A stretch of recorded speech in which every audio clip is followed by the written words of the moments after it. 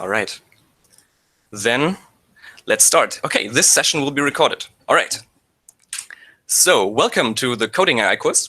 I am Kevin Trebing, and this course will take roughly 1.5 hours. So the first 20 minutes will be presentation, and then in the next 50 minutes we will have a live coding session where I will give an example and code it just in front of you so that you can follow it how it's done.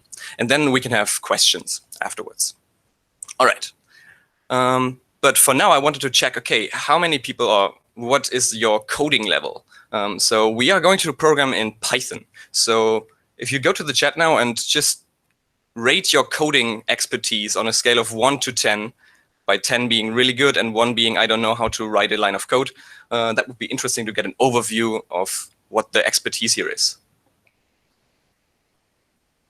All right, I see a 2, I see 7s, 6s. All right. Yeah.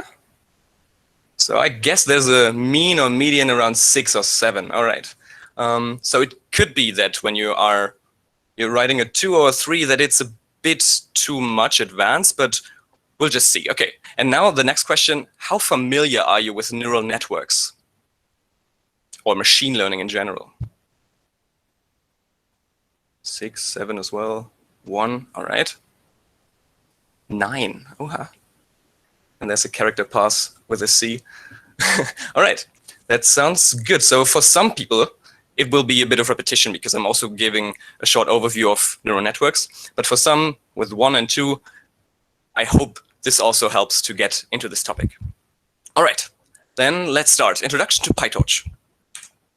So first about me, I studied in Germany and did a cognitive science bachelor's degree. And then just recently, I finished my master's degree in artificial intelligence in the Netherlands. And I worked already on different AI projects in different companies. For example, predictive maintenance, weather prediction, evolutionary game design, and automatic menu card classification. And over several years now, I use PyTorch a lot and learned to like it. And that's why I also want to share this knowledge that I acquired with you now. All right. Then, yeah, my contact details are here as well. All right, so what is PyTorch in the first place? In general, PyTorch is a Python library, and it has a C++ backend, which means it is able to execute code really fast on your machine. And it's a library that is used to replace NumPy, which is a numerical library for Python to calculate fast lots of matrices and stuff like this. And it has a similar function, a similar syntax. So it's when you know NumPy, it's also really easy to use PyTorch. And also, additionally, PyTorch is a deep learning library. And it's really easy to implement neural networks, which we're going to show here, and also train those neural networks. And it's customizable. So it's not like in Keras, where you have a really broad overview or a really easy everything is prepared already. In PyTorch, you can go really deep into each specific part of your neural network or your training process. And PyTorch recently also released a really good book called Deep Learning with PyTorch, where I will send the link later on as well. All right, but why should we use PyTorch? Why not use TensorFlow, Keras, JAX, or something like this?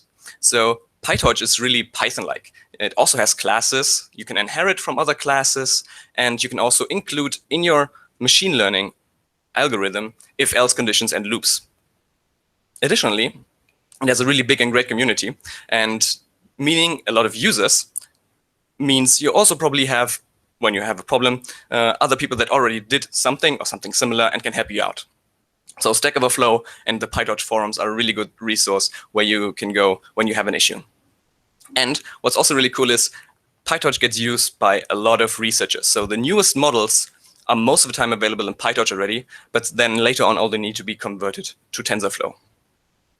All right, and then additionally, it has a really good documentation already. So when you look at TensorFlow's documentation, there's sometimes things that are deprecated or just not working anymore. So that's why PyTorch is really nice in that regard.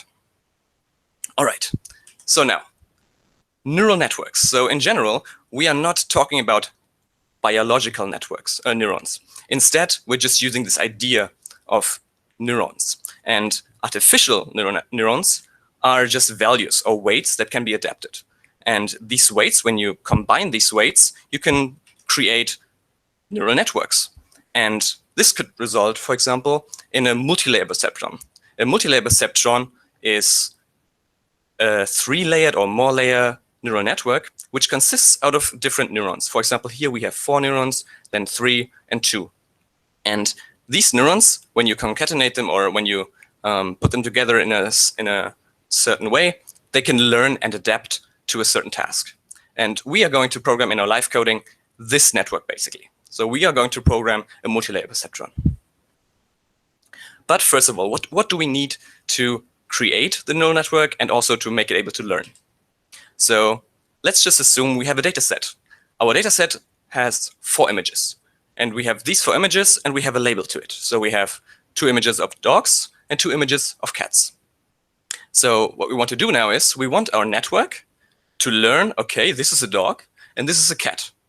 But when we want to generalize, so we want to also see whether our network is able to identify this is a dog from the back of a dog, this is not possible. And this is a really hard task already. So our network, when we only have these 4 images, is not able to generalize that our dog looks like this from the back or from the front. So it's really hard when you only have a limited amount of data.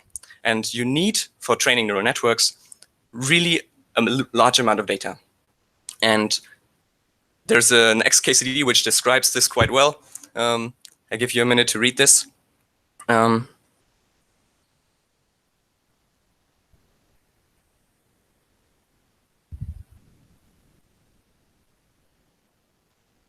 All right, I think everybody got that one. All right, so what do we do instead? So we can't just use our 5 images that we collected with our phone. So instead, we're going to use another already implemented or already available dataset. So we are going to use the MNIST dataset. The MNIST dataset has tens of thousands of images with 28 by 28 pixels, which correspond to different images, different numbers, handwritten numbers. So you have, for example, lots of zeros written and lots of ones written and so on, and they all look differently. So it is quite hard sometimes to say, okay, this is a 7, which looks similar to a European 1 at least, and this is also a 7. So they do look different, but they are the same. So our network then gets in such an image and outputs the label, what it thinks this image looks like. So this is what we're trying to do. We're trying to create a neural network. And this network is learning this task of classifying an image to an output label. All right. When we have this data, this MNIST data set, it's really important that we normalize the data. And normalizing data means we're going to put our data into a range between 0 and 1 or minus and 1. And we do this to reduce the chance of saturated neurons. Because, as it says here, unsaturated neurons are better for learning. Let's just assume that we have lots of neurons that are saturated, which means they are firing constantly. Then we don't get any information out of this. When it's constantly saying yes, we don't know or we can't differentiate different input data. So we want to have our neurons that fire and also not fire. And having a good amount of these is really helpful.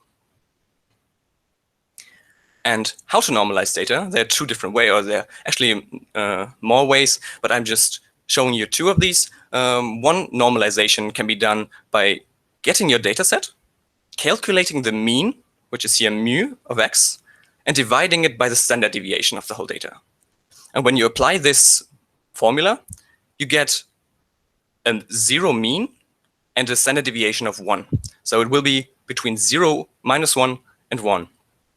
And another scaling would be a min-max scaling, where you take your data set, you subtract the minimum of this whole data set, and then divide by the difference of the maximum and the minimum of the data set. And this will force the values to be between 0 and 1. All right, if you don't understand fully how this works and why this works, don't worry, you don't need to know it now. It's just important that you actually do it. So yeah, we'll do this later on in the live coding as well. All right.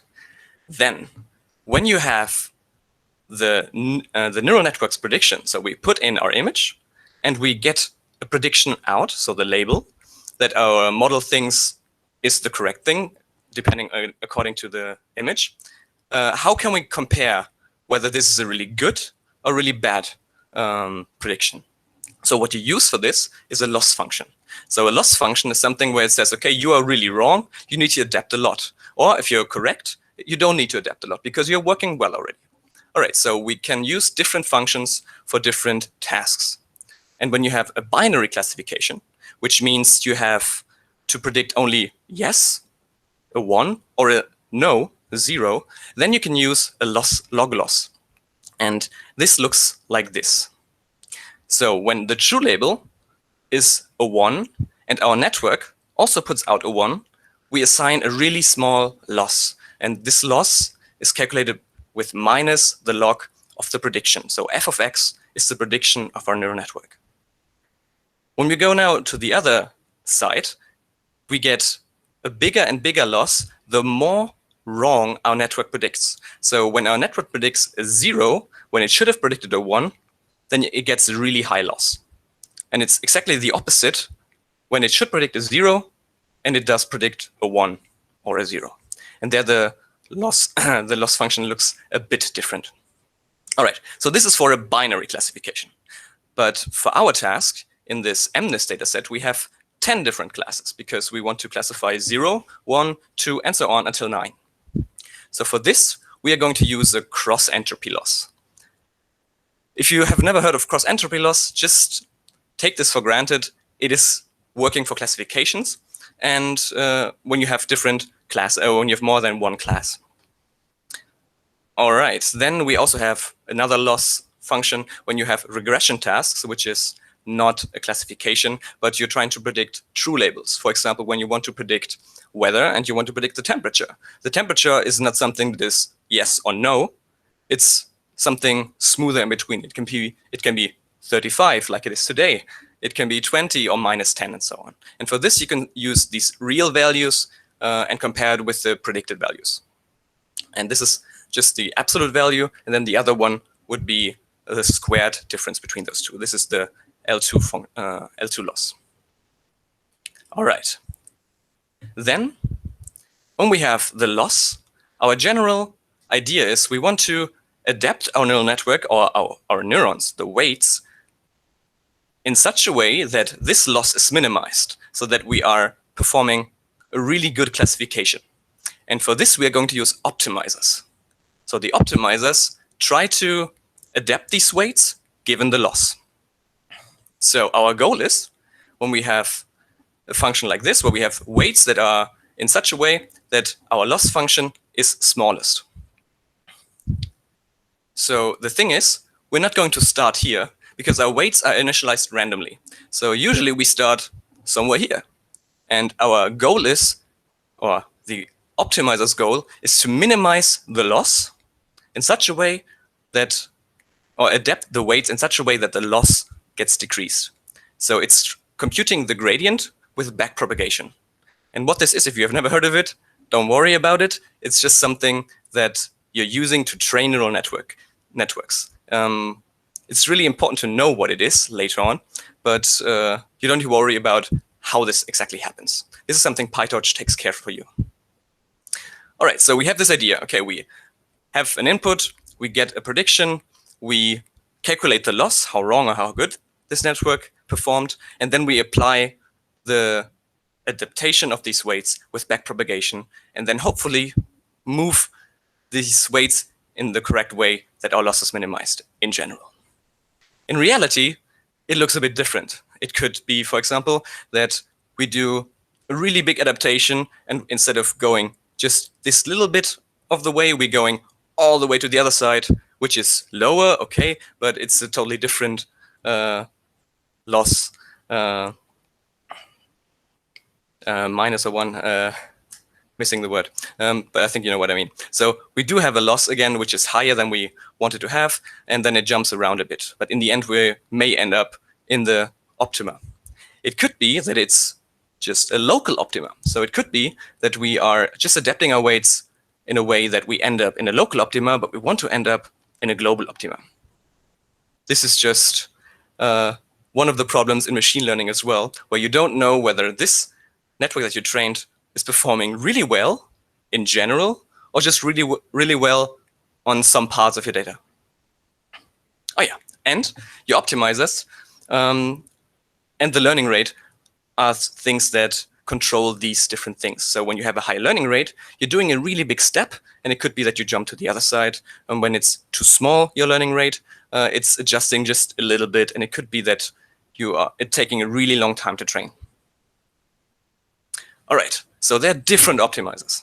And for our case, it doesn't really make a difference which optimizer we are going to use. But just an example, there is stochastic gradient descent, there's RMS prop, Adam, and many more as well.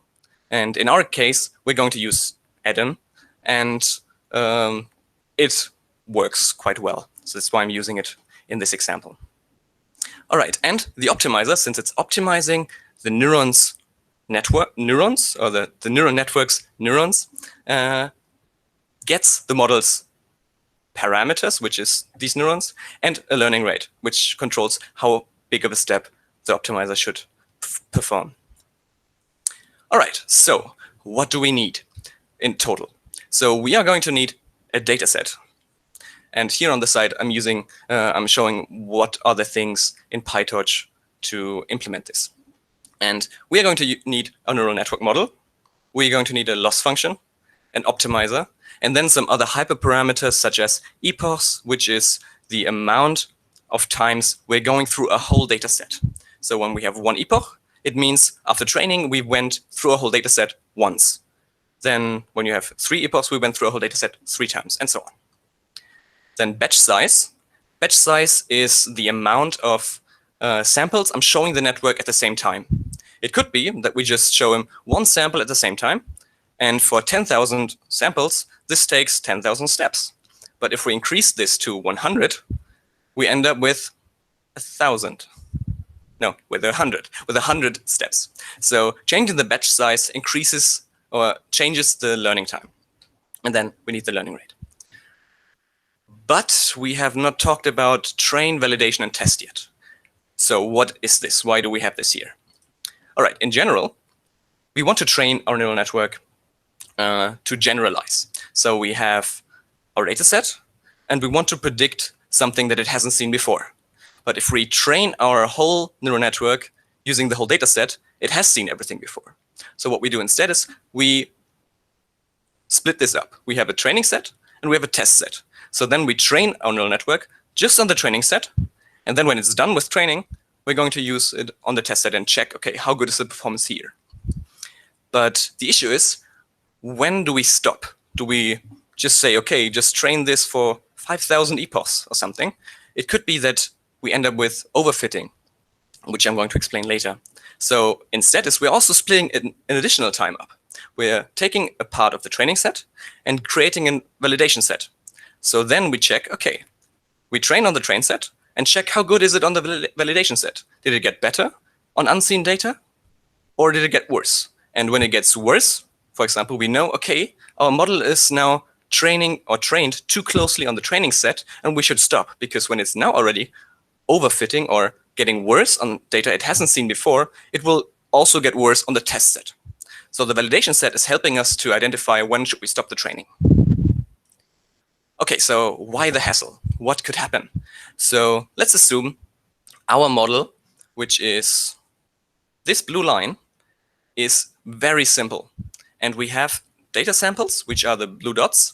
And these data samples are sampled from a true function, which is this orange line.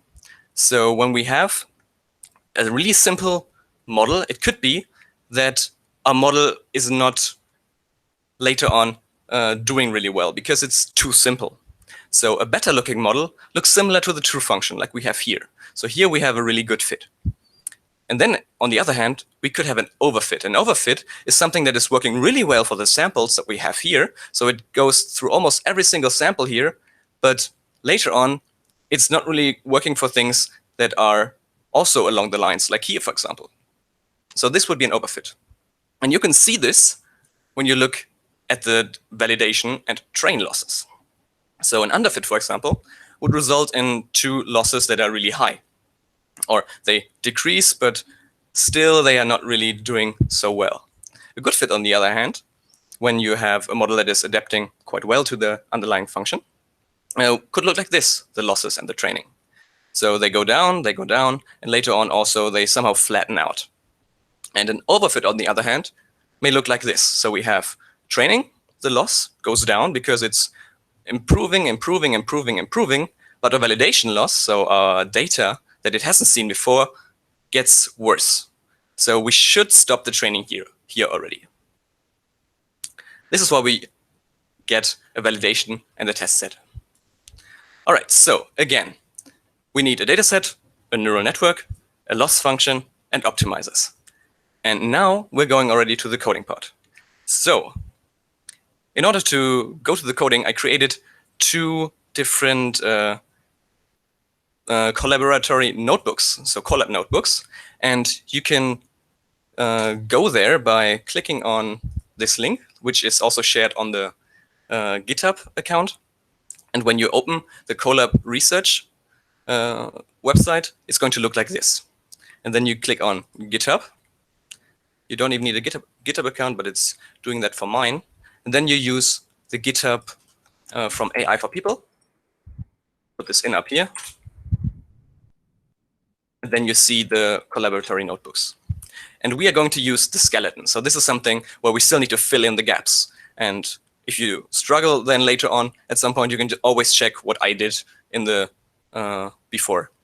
So this is basically the solutions, but there are no real solutions. But you can toy around with this, and this is really cool. All right. Are there any questions for now?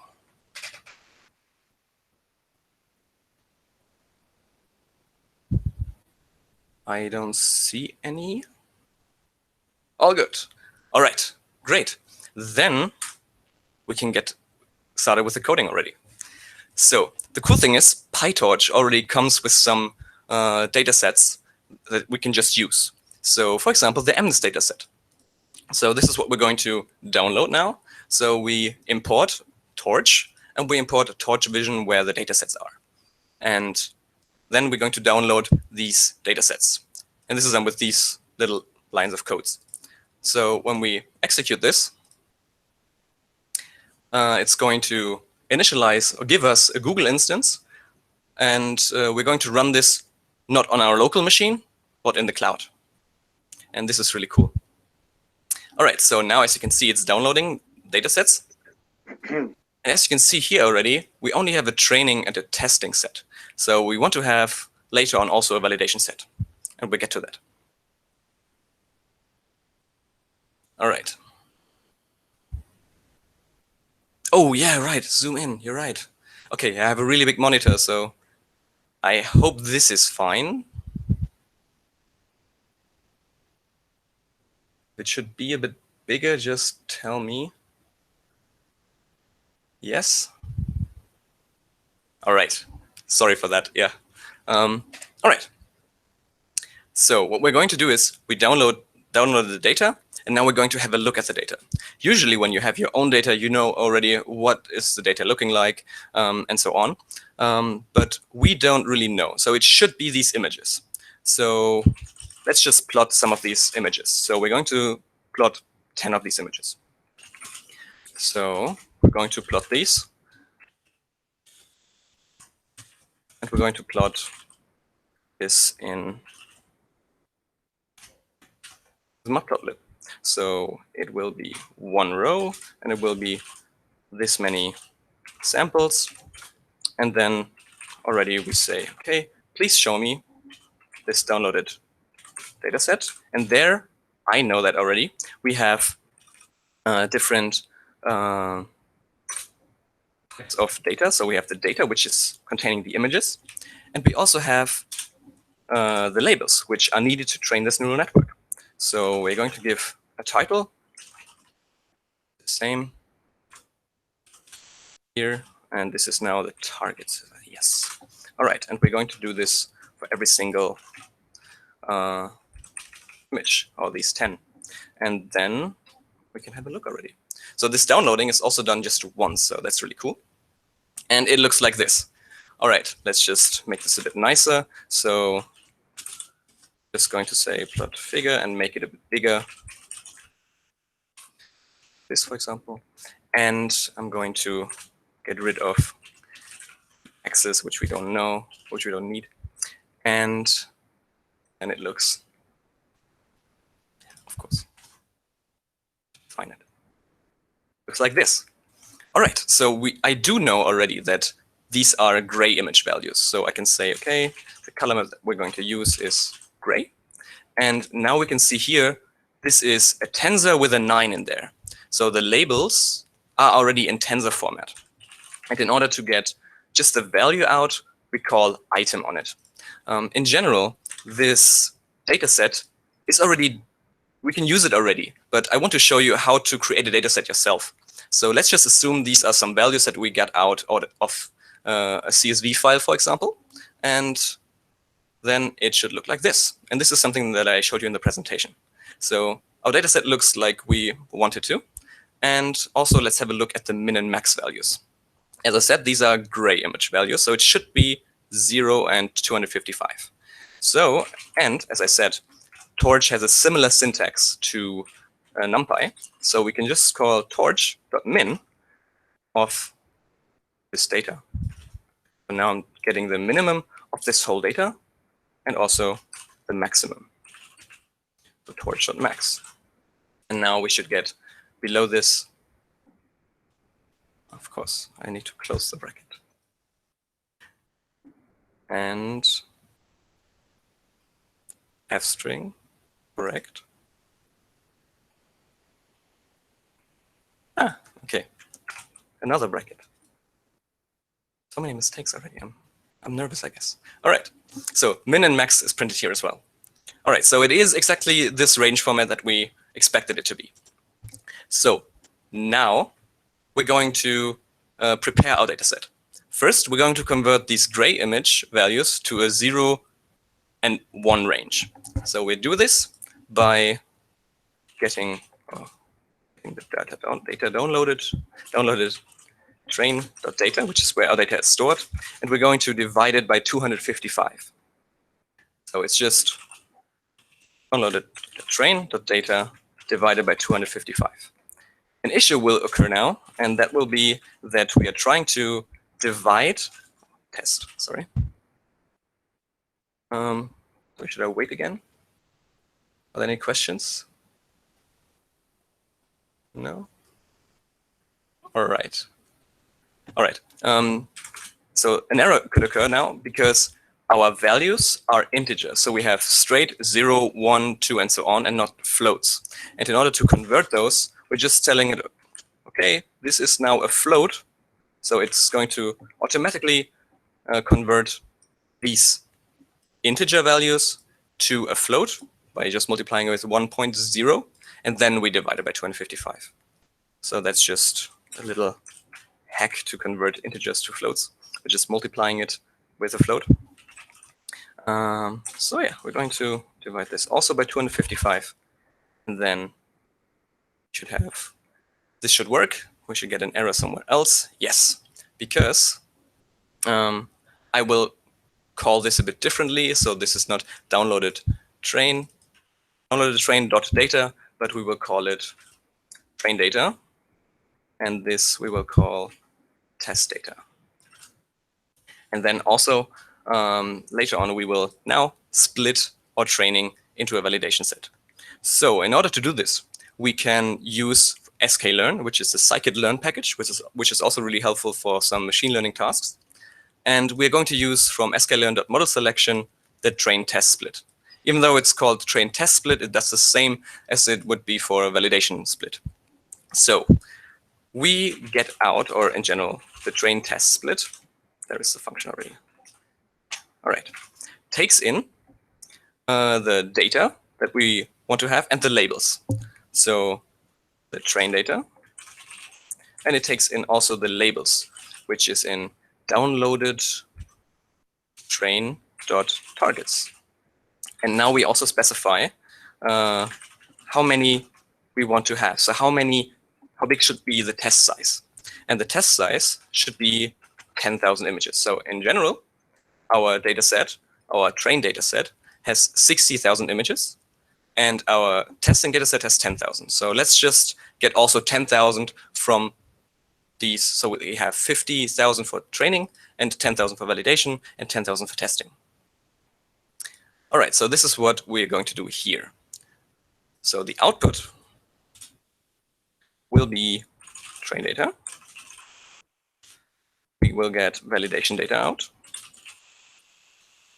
We will get train targets, which is, yeah, train targets, and also validation targets. This is the output of this function. And we will also get test data out, which is in test data.shape. We have that already, right? So we don't need this. All right, right. So we just need the targets, and the targets are in downloaded test.targets. All right. So let's have a look whether this works.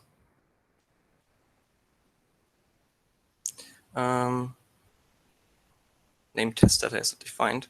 Oh yeah, right. Why is there a shape? I don't want to have the shape there. All right.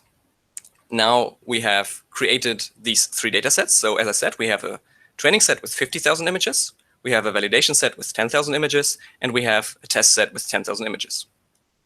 And now we're going to normalize this data. So as I said before, we're going to use the mean and the standard deviation. But we're only going to use the mean and standard deviation from the training set, from the data that we also train our model on. So not from the validation, which it shouldn't have seen before, and neither from the test. So we're just going to calculate the mean, which is mean train, and we're going to use PyTorch's inbuilt function for this. So torch.mean, and we feed in the train data. And the same goes for the SCD, standard deviation. There we go, torch.scd, and also same train data. So now the mean of this training data is 0.13064, and the SCD is 0.30819. And we're going to use these values to normalize our three data sets. So before normalizing this, our data set should have not a zero mean and not a standard deviation of 1. If it has, perfect. We don't even need to normalize, but we don't know this yet. So what I did was here, I created a sanity check. So before normalizing, our data looks like this. So we do have these means and standard deviations that are different than 0 and 1. So we're doing this now. So we say train data. We are going to use the formula, which was the whole data set minus the mean divided by the standard deviation. So we're going to divide train data, or we're going to subtract the mean, and we're going to do this, of course, to the result of this subtraction, and then we're going to divide by the STD, standard deviation. STD sounds weird. Right, validation data, and then we just almost copy this, but we're going to change now this part. We still use the same train, mean, and SCD. So we're also going to do this for the test. So this will be test and test. All right, so now our means should be 0 and the SCD should be 1. Let's have a look.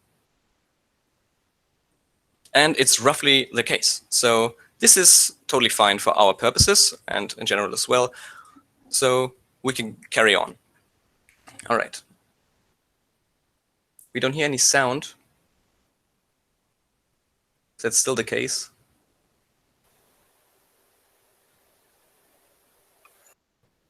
Okay, sound should be fine. Okay, good. All right.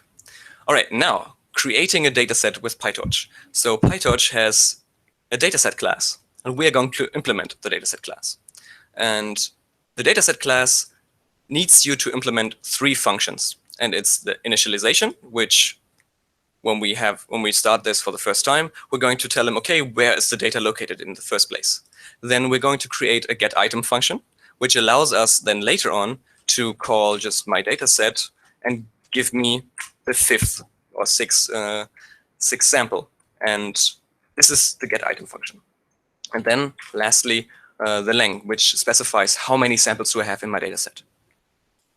All right, so I created already these headers, and I'm just going to fill this in. So we are, for our case, for our dataset, going to get in the data and the targets. So we're going to save those just in the class itself. Thing is, when you have a really big data set, so now when we start this data set, it's going to load everything into your memory. And when you have a data set that doesn't fit into memory because it's hundreds of gigabytes, you can just specify, for example, the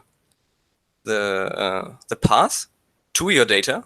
And then later on, only when you access or want to access the data in the getItem function, you say, okay, now load the image. So now only do this. And this is really cool.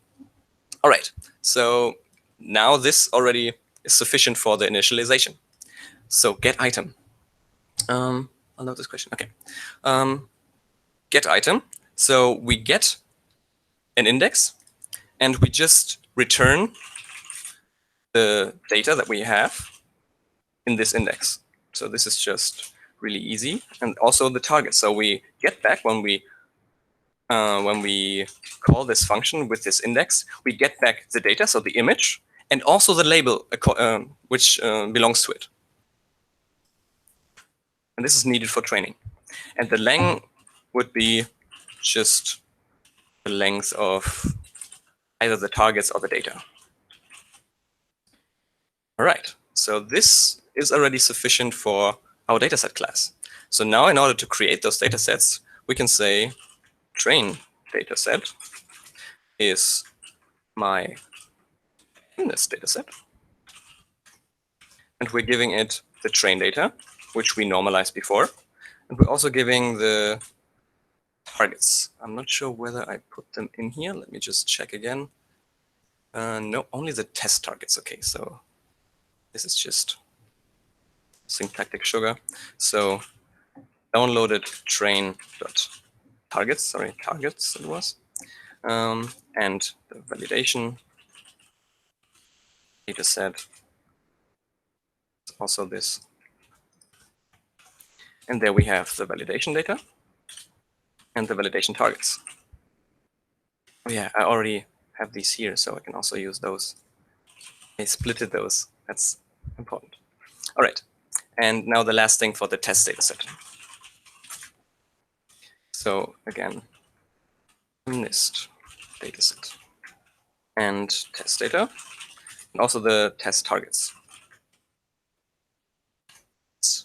All right, let's have a look whether this worked.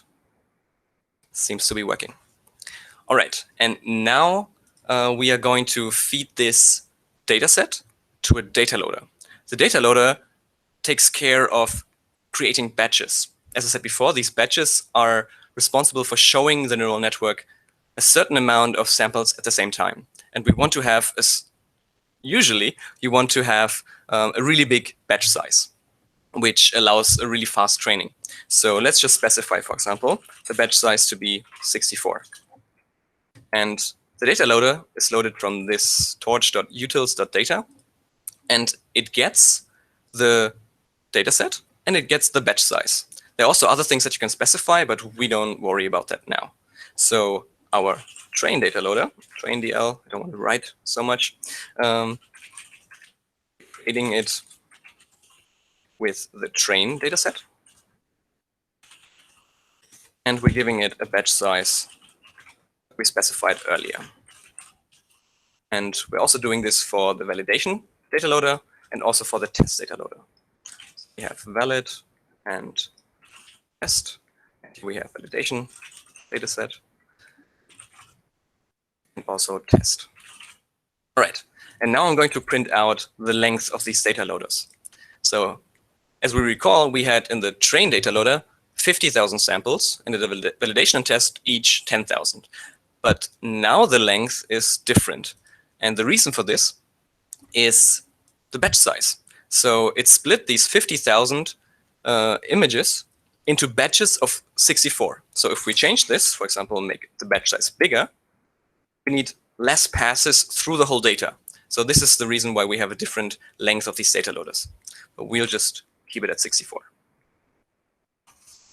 All right, and now finally the cool stuff begins. So this was all just for preparing the data to train a neural network, but we don't have a neural network yet. And this is what we're going to create now. All right, as I said before, we're going to create a multi-layer perceptron, which consists out of different layers. All right, so if people have worked with Keras already, they know and love, I think, also the easiness of how to create a model. And you can do this by just saying, okay, I have a layer, another layer has a certain activation function, and so on. And PyTorch also has this capability. And PyTorch has the neural network module. And I also created a function to count the amount of parameters, which we don't need to worry about now. It's just for comparison. All right, and this neural network module has a sequential class. And this sequential class also takes different neural network layers and just appends them and feeds the input through this network. So let's just say we have an input layer, this one, which gets the amount or gets the image. But the image is in the shape of 28 by 28 pixels. But the input here only is a one-dimensional. So what we do instead is we're going to shift this image and create a vector of the same amount of dimensions. So 28 by 28 is 784. So this is the input dimension. So we have this amount of input neurons. And we go down to another amount of neurons, for example, 64. Afterwards, after this input layer, we're going to apply an activation function. And activation functions are important for making a neural network learn in the first place. So it may be quite hard to grasp if you have never heard of activation functions. So let me just tell you, they are really important, and without them, neural networks don't really learn. And they're different kinds. Again, it's like the optimizers. They're different kinds of things. You can pick them and apply them, but there's some activation functions that work better than others in certain scenarios. We are going to use the rectified linear unit activation function. And we're going to apply this. So this is the class of the rectified linear unit. And we are applying this in place.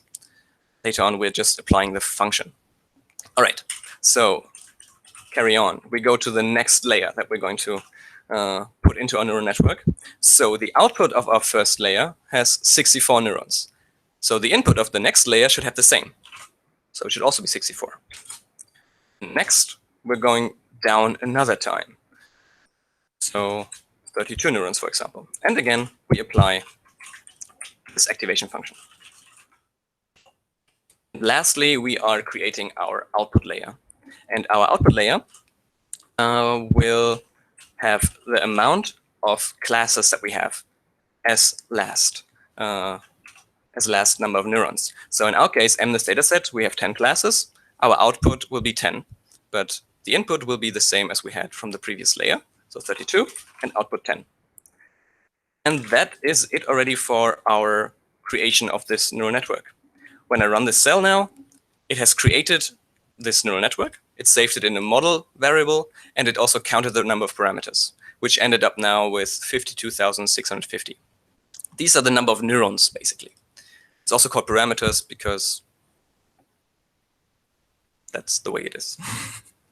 All right, so now, Keras lovers, this is really high level, and it's not giving you a lot of freedom. So now we're going a bit deeper, and we're going to implement a module which is doing this exactly the same thing, but we have more freedom of where we put our input in and so on. And usually, when you do research, you do it in this kind of way. So what we do is we create a class which we call simple MLP, and it's inheriting from this neural network module. And we are going to specify now those layers, and later on in the forward function, which is taking an input, we're telling it exactly okay, now this input gets fed in through the first layer, the second layer, and then the third layer, and so on. All right, so we're saying input or input layer.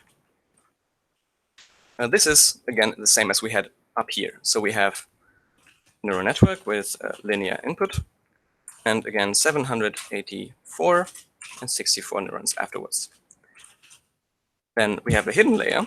As you see now already, I'm not even caring about the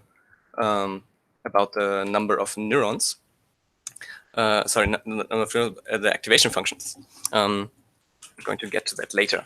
So I'm just creating the same layers that I created up here. 232, and lastly, output layer. 2 to 10 for our output. Close enough. That's not exactly. All right. So now we created the structure of our layers. We have an input, hidden, and an output layer. And now we get an input and we tell exactly, okay, what do we do with the input? So our input will later be also written to the same variable. And we say, okay, our input layer gets this input. And then it's fed through this layer that we specified up here. Then I'm going to apply the activation function, and the activation function is, you can use the class as well, and then do something similar here. But we can also just apply the function because we don't need to save any neurons, because an activation function doesn't have any neurons.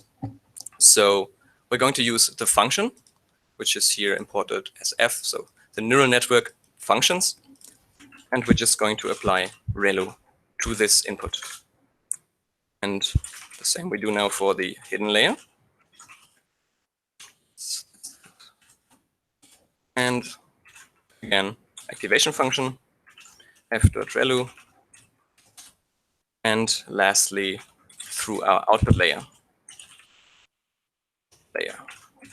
Right, and this is what we return from this function.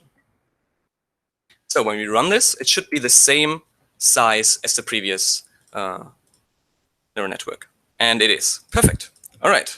So now we created 2 neural networks already in PyTorch. And now the training of the whole network. First, do we have any questions that I can get to maybe now already? Yes, we have questions. All right. Shoot it. Can we use cross-validation instead of train and test? Yes, exactly. The cool thing is you can, and that's what I did also in other projects. So cross-validation is a better form of training your model because it gives you a better overview or a better indication of how your model is performing. So yes, you can just use sklearn's package and put it in the wrapper of sklearn, enfold, I think it is, and then it will create these indices, which you can also use then for creating your train and test split, or train and validation split. All right, if we have data set around 2,000 rows, is it good to use dataloader? Yes, why not? So a dataloader is really just these 2 or 3 lines of code, which you can see up here. And I would, at least I am using it all the time. Yeah. Why validation and test data set is the same? You can also use different things. You can also use different sizes. So sometimes when you have, for example, a really, really, really large data set, and you are comparing, or you are training this data set for, let's say, 8 hours, and you have a validation step or validation data set that is also quite big, it's taking a lot of time for just getting a validation loss out and knowing, okay, this is now this good. So this model is now performing well or not well. So what you can do is instead is when you have a really big data, you can use a smaller validation set when you still think this is capturing the distribution of your data really well.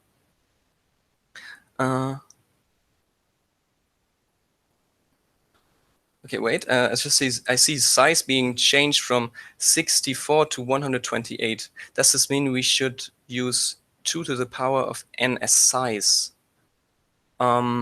I'm not sure which size. So the size here is just the number of samples that I show at the same time, the batch size. No, sorry. You don't need to have always 128 and 64 and so on. It's just a nice round number, I would say. Usually, you realize that when you increase the batch size, you do it in steps of, or you double the step size. And then it just turns out when you start with 1, doesn't work, 2 doesn't work, 4, and so on. And it's just computer science people. They are weird. I count myself to those people, so it's fine. All right. Why 784 to 64 to 32 as neurons? That's a cool thing. This is something that I chose. You can also just try different amount of neurons, and it could still work. So for now, we don't even know whether this works. So you can also just try around. This was just one idea that I had. So just toy around with it with different optimizers and so on, and you'll see whether it's going to work or not. All right. Yeah, I see another question. So let's just keep this to the next session of questions because I want to finish this first. All right. Thank you, Phil. Okay. So we are now trying to create our training loop. Our training loop consists of creating the model before we just created this class. Then we choose our optimizer, we select the loss function appropriate to our task, and then we iterate through the training data loader. So we feed the data into the model, we compare how good it was, and then we backpropagate and adapt the weights to train our model. And then when we're done with this, we're going to iterate through our validation data loader and also compare how good we were. And then we also count the correct predictions.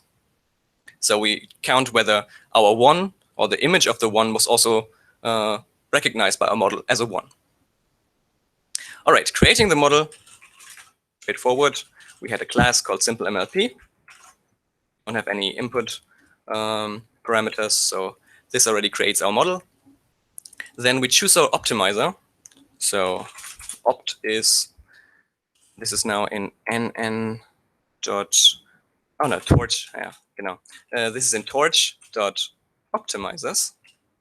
And there we have different optimizers already. And as I said before, we are going to use Adam. And Adam gets the model parameters, which it should optimize. And it also gets the learning rate. So the learning rate is, in our case, let's just use 0.001. So this is just a value that I put in. You can also use another value. Also use, let's just make someone in this audience really happy. This as a learning rate, for example. But it doesn't really matter for our case. It's just really, it is a quite important parameter because it controls how fast your network adapts. And I just found in this example, 0.001 is really useful. All right, loss function. So as I said before, we have multiple classes that we want to differentiate. So we're going to use the cross entropy loss. So loss function is now cross entropy loss. This gives now this variable the class of the cross entropy loss, which we're going to use later to compare our real target with our predicted target. All right, and now we're going to specify how many times do we go through the data. So we set the epochs to 5. Again, a value that we can choose freely. It's just sometimes when you get an intuition of how big is your data, how many times do I need to go through this, and this is something you just learn by doing it, like coding in general. So it's just an intuition that I had, just train it for 5 and see how it goes. And yeah, this is what we're doing here. All right, so we're going through the epochs. We're also taking time of how long this takes. And now we are putting our model to a training mode. In our case, this does not change a lot, but if you have dropout, which some people probably have heard of, dropout or batch normalization, this freezes these layers. And when you put it, oh no, this does not freeze them, this unfreezes them, and the evaluation mode later on freezes these. If you don't know what I just talked about, don't worry, you don't need to know about it for this example. All right, so we want to know how big is our loss. So we collect the training loss, and the training loss starts out to be 0. And now we're going to iterate through our data loader. So for we get out the data, and we get out our targets in our train data loader. Now our train data loader gives us back batches of our data, of our images, and also the batches which with the corresponding targets or labels. So what we do now is we say our predicted target is what our model outputs data. So we feed in the data to our model and get out a prediction. Then we're going to compare, okay, how good is this? Use the loss function and compare the real value. I think it's first the real value. Let me have a look again, just making sure. Yeah, it's predicted. Okay, so it's first the predicted target and then the real target. Call it targets, be consistent. All right, so now we know, okay, how good was this try of the network? Now we will do backpropagation because now we know our model performed well or not well. And this is something that is doing PyTorch, is really PyTorch specific. We say, okay, our gradients, so how far we adapt our model, need to be zeroed. This is 0 grad, called 0 grad. So optimizer then just resets the zeros that we may have produced before, the gradient, sorry. And then we say our loss needs to do a back propagation. So we call it backward. And then our optimizer is doing a step using the learning rate into the direction where the loss is decreasing. And this is something that you need to do after every single batch. All right, later, now we have done this. We are adding our loss of this batch to our whole train loss. And since this is a single number, we're just going to add the item to this. All right, and this is it for going through the training data set or training data loader already. So now we are going through the validation data loader.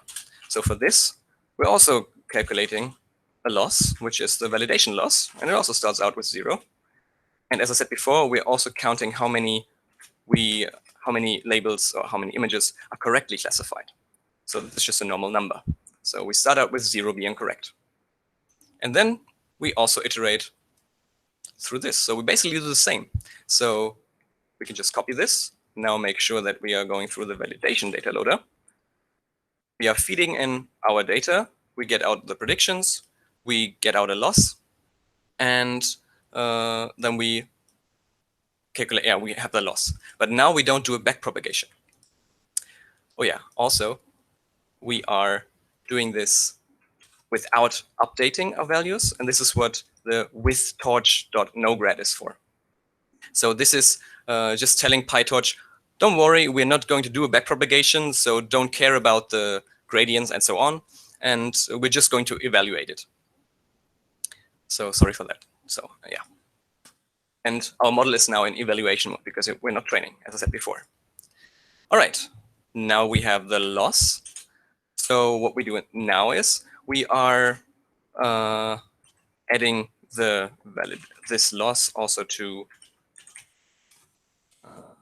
validation loss. And we're also counting how many we have correct. So we're adding the correct ones, which is just a comparison, basically, of targets. How many of those were basically the targets. But this will be a label, which is 0, 1, and so on. And the output of our model is just 10 neurons. And we want to have the biggest value of these 10 classes. So this is the model where it thinks this is the most likely class. So we have not 2 in our case, we have 10 of these, and we want to have the one where the probability or the model has the biggest spike, the biggest output. And we do this by using Torch argmax. Torch argmax, and since we have batches and then the number of, and then the image, we want to have it for the batch size, but the target size. All right, and now we have this for 64, in our case, 64 samples in each batch, and we want to sum those up. We're just going to sum this up, and we know summation is a single value, so we want to have the item of that. All right, afterwards, oh yeah, I also forgot something. Up here, after we went through this, we just added the loss up, and then we have it for the whole batches, but we want to have the loss mean of the batches. So we are going to divide our loss by the length of the data of the train data loader. So then this training loss is the mean of the batch loss, or the mean of the loss. All right, and we do something similar here after we fed this through. So our valid loss is divided by the length and now of the valid data loader. And the correct ones are divided, the correct is the amount is now divided by the amount of whole samples, because here we are not summing it up per batch, but we're summing it up for all the samples. So we have len of the valid data loader, but the whole data set. So we have the 10,000 in this example. All right, I think this is it. So we created our model, we chose our optimizer, we selected the appropriate loss function, and then we went through our data loader once and our validation loader once. And we're doing this 5 times. So let's see whether this works. Should not work, actually. Oh yeah, interesting.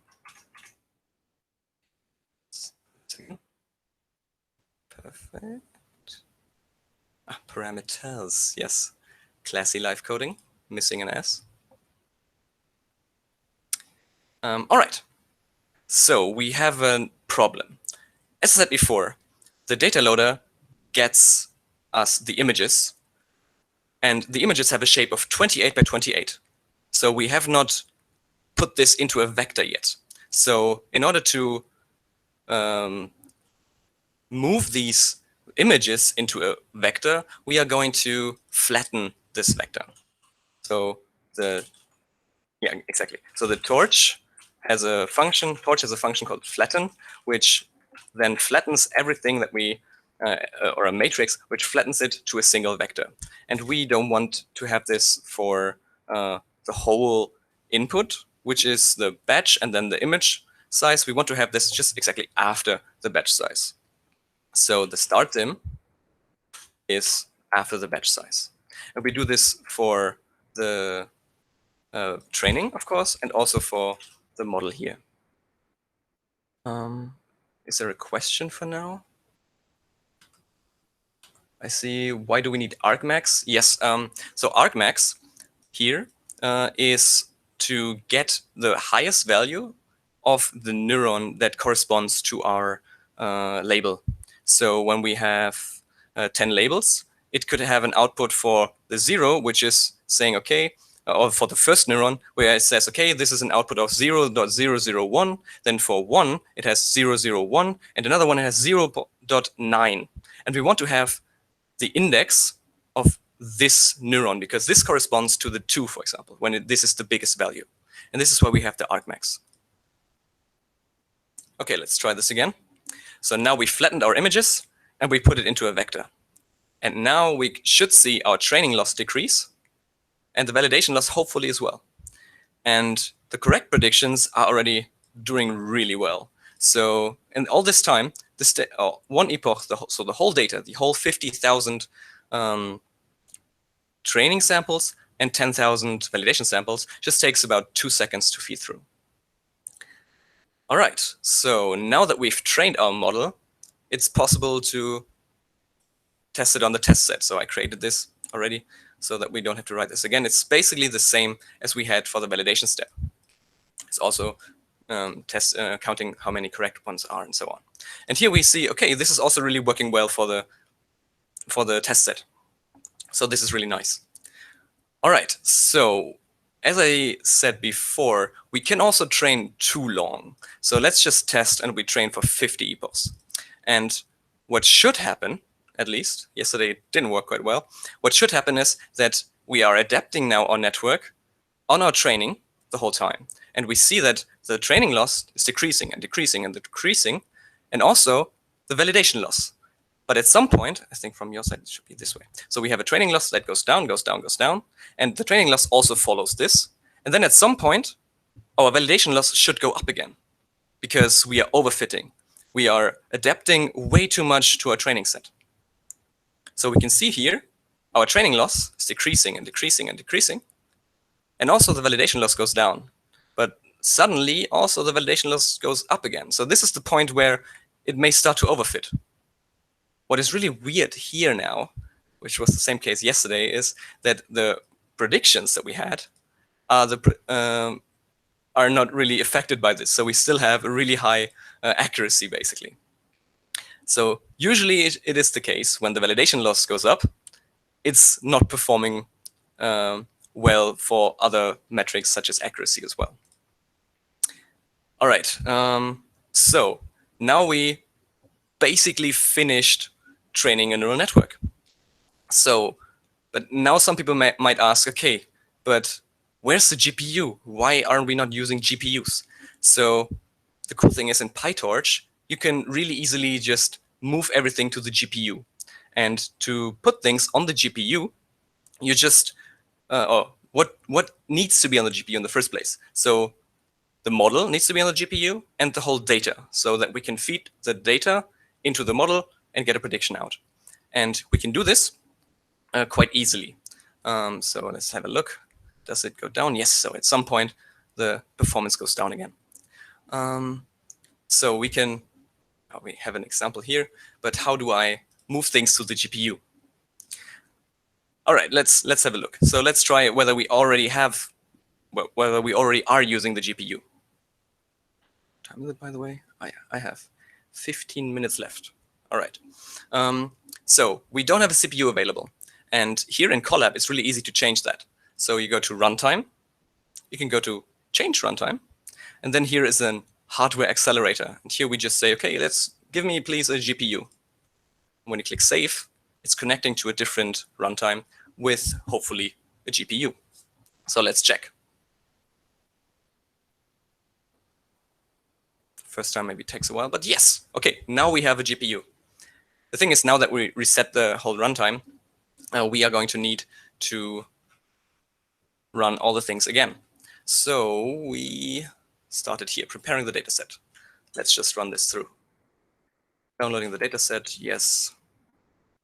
Preparing, creating our models. Now our training loop. I don't want to, so I will use the same code basically and just adapt it in another cell. So before, the time took roughly 2 seconds for one epoch.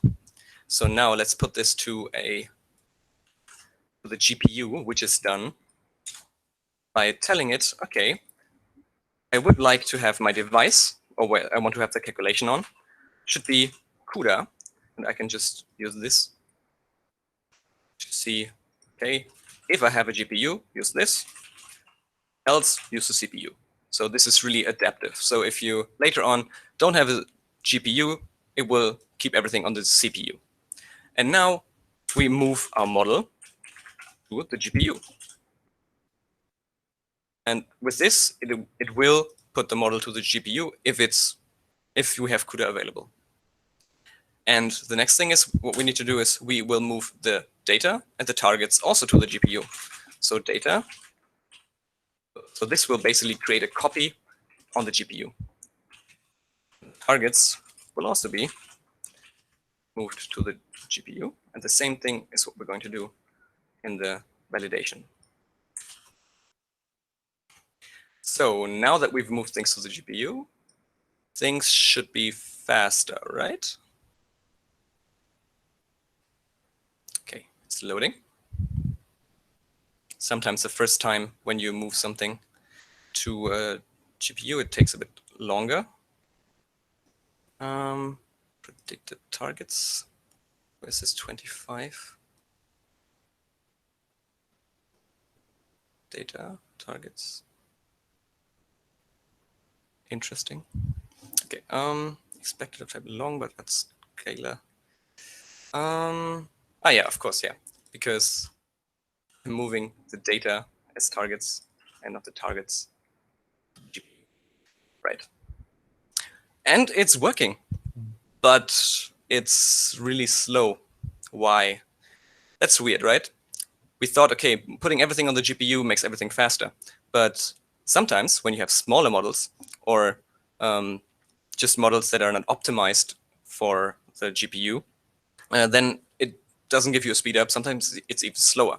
So let's just put in something that is a bit different. So I created now a CNN, a convolutional neural network. If you have never heard of a CNN, don't worry. Let's just let it be known that it's used a lot in images, which in our case is our images.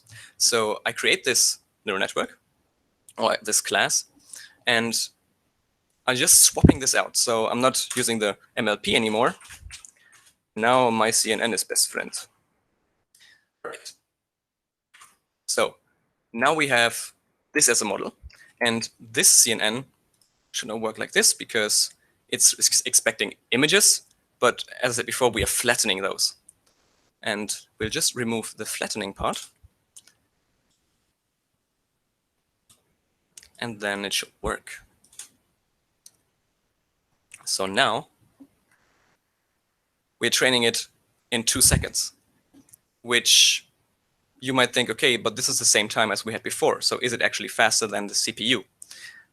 Let me tell you, yes. So why? Let's just try it out.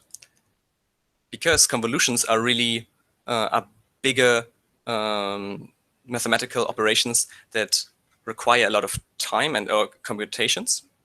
And this is taking a really long time to do on the CPU. So let's just try this out, preparing the dataset. So we go through this again. So hence, we're creating our things and not the normal one. But now we're going to test it on with this CNN. We're going to run it now on the CPU. I just changed it back. So this should take longer now.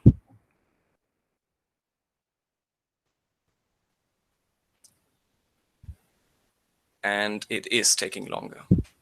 Yesterday it took roughly 13 seconds for one epoch. But it is working. 17 seconds even. All right. So now one epoch takes 17 seconds. So now we can also check whether we have CUDA available. Let's just stop this. And as I said before, we should have selected the CPU, so we only have the CPU available. All right. This is it for the coding part. Do we have a question, or do we have questions now? Because this is basically it. I do have some more things if we have more time, so more advanced things like saving models or logging using TensorBoard, but I don't think we have time for that. All right, lots of questions. Okay, I think I did I hope I did a sufficient job, but when there are lots of questions, it's either because I'm really bad at explaining things or yeah, it's just a big topic. All right, yeah, go for it, shoot. Just technical, okay. Question. If is shuffle the data is true in k-fold cross-validation, I cannot track the index correctly to the parent data. That gives me a problem while making ensembles using majority voting for the predicted label of different networks. How to tackle this?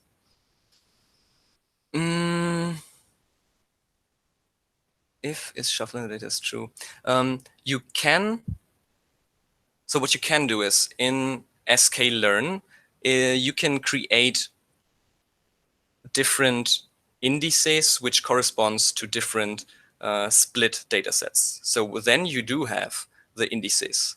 And so you can use these indices also to create different data. You can use these indices to create data sets in PyTorch. That gives me a problem when making ensembles. I don't know in what way this makes a problem with ensembles. I think this is a more deeper question or a more specific question in your thing. All right. Why do we need argmax and why not softmax? Good question. So our loss function is the cross entropy loss.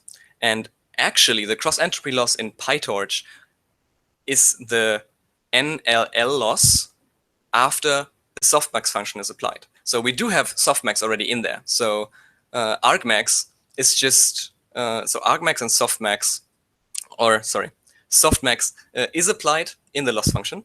And for our case, we can also apply softmax here on the targets, but this wouldn't change a thing. Softmax just forces the output to sum up to 1 again. So it does not change the ranking, basically. So don't worry about that. All right.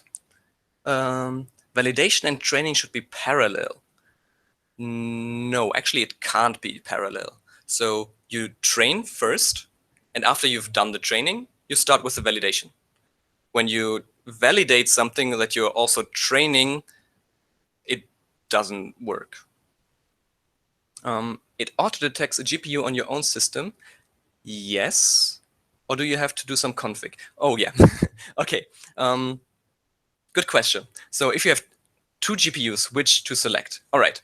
So what you can do is, since here CUDA, this is just saying, okay, if I have CUDA, so if I do have CUDA installed on my system, which means you should have a NVIDIA graphics card, and AMD's graphics cards are not well supported yet. I hope there will be some kind of software issue that fixes this.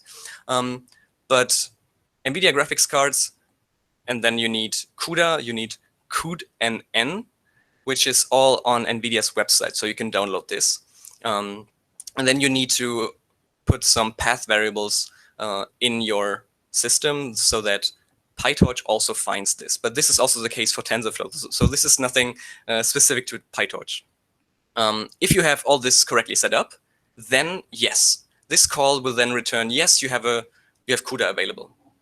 And when you have multiple GPUs, what you can do is you can say CUDA 0, and this would be the first GPU, and then CUDA 1 puts it on the second GPU. I have never worked with multiple GPUs yet, but there are also other libraries such as PyTorch Lightning, which makes this really easy later on to train it on multiple GPUs. I can have a link to this GitHub repository, which is also really great.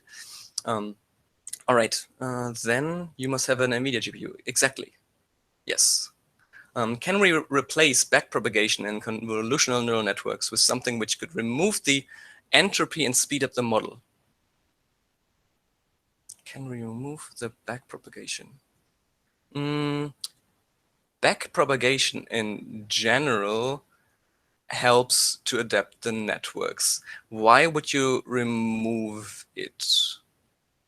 I mean, there are, I think, there are some papers that try to get rid of backpropagation, but I'm not sure whether it's specific to convolutional neural networks. Oh, so am I am I mumbling too much? I'm sorry. If you make your own custom loss function, can it be any method that returns a value given the predictions and targets? Yes. So the cool thing is, exactly, I thought about this as well. Thanks, Jonty. So let's just say we want to have a loss function. So my loss function, and you get in the predicted targets, and you get out, predicted targets and the true targets. And the return here can be anything that you want. God. So it could be, for example, if you just want to have the absolute values again of these two, true targets minus pred targets, for example. So you can specify your own loss functions, and then when you have specified this, you can just put this in this function again, for example.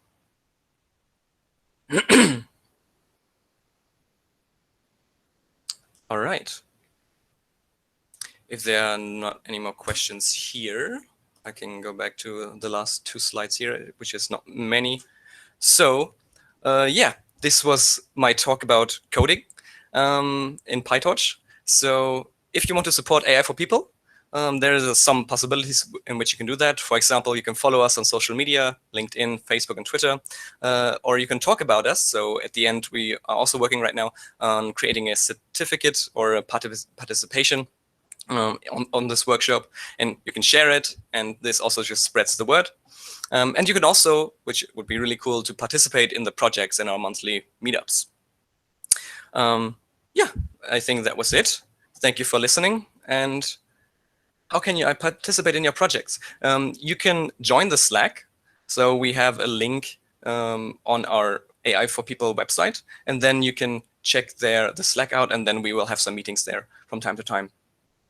All right, then I will stop the recording, and thank you very much for attending.